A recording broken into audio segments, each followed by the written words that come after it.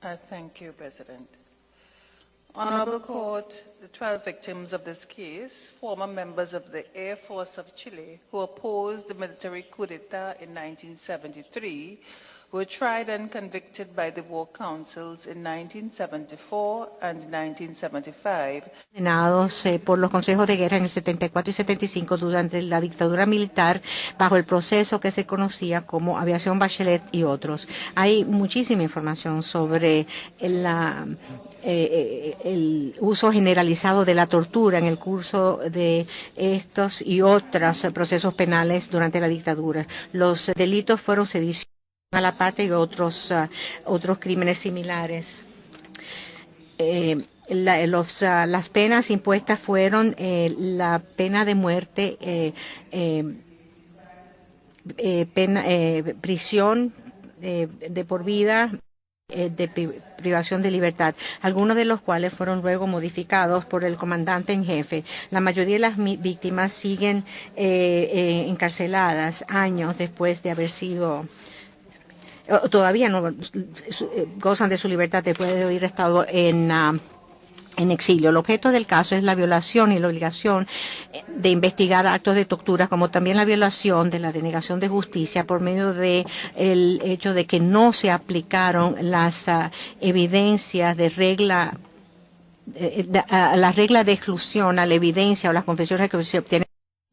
El 10 de septiembre de 2001, las víctimas presentaron un recurso extraordinario de apelación, recurso de revisión ante la Suprema Corte de Justicia para poder anular el proceso y restaurar su honor. En la ley chilena, estos recursos permiten una revisión y anulación de decisiones finales cuando surge nueva información que prueba la inocencia de las personas condenadas o que la decisión fue errónea. Las víctimas pasaron sus petitorios para la revisión para que se revisaran los hallazgos de la Comisión de la Verdad y Reconciliación y documentos que fueron descalificados por la CIA y decisiones judiciales y testimonios que fueron congruentes con información que tiene que ver con la tortura durante los procesos penales y los juicios en los consejos de guerra y particularmente con los procesos específicos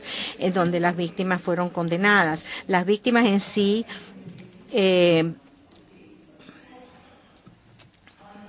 el septiembre 2 de 2002, la Corte Suprema de Justicia declaró el recurso de amparo de revisión extraordinario.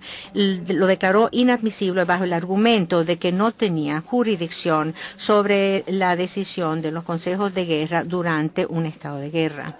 Por lo tanto, la Corte Suprema de Justicia no decidió sobre el fondo de esta solicitud. Las víctimas presentaron una apelación para reconsideración contra esa decisión. Este recurso también fue rechazado por la Corte Suprema de Justicia el 7 de septiembre del 2002. La Comisión encontró que estas decisiones violaban la obligación del Estado de proveer un recurso efectivo para que las víctimas invalidaran un proceso penal en base a evidencia que se obtuvo por medio de la tortura. Consecuentemente, no hubo disponible ningún mecanismo para las víctimas para poder utilizar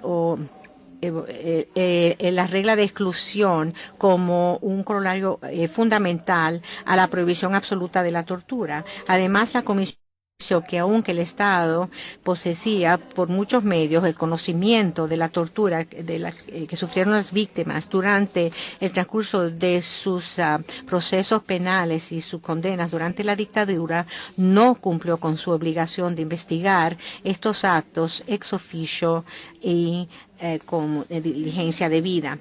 La Comisión presentó este caso a la Corte por la necesidad de que se haga justicia para las víctimas a la luz de que el Estado no haya cumplido con las recomendaciones del informe sobre el fondo. Aunque el Estado de Chile indicó que la Comisión otorgó un periodo de tiempo muy corto, la Comisión reitera que otorgó una extensión al Estado y una segunda extensión fue denegada por una ausencia de información con respecto a los pasos mínimos hacia el cumplimiento. Finalmente, la Comisión le solicita a la Corte que considere que este caso ofrece una oportunidad para fallar sobre las obligaciones del Estado con respecto a la protección judicial para garantizar que las víctimas tengan un recurso eficaz o efectivo para asegurar que los incidentes pasados aún aquellos que están fuera de la jurisdicción actual de la Corte Interamericana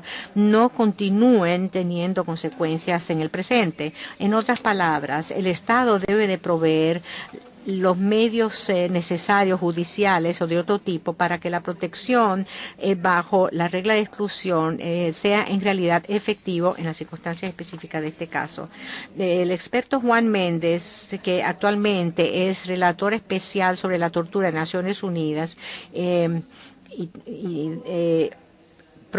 propuesto por la Comisión, va a ofrecernos en esta audiencia elementos de análisis muy pertinentes, muy importantes en cuanto al tema importante del orden público interamericano.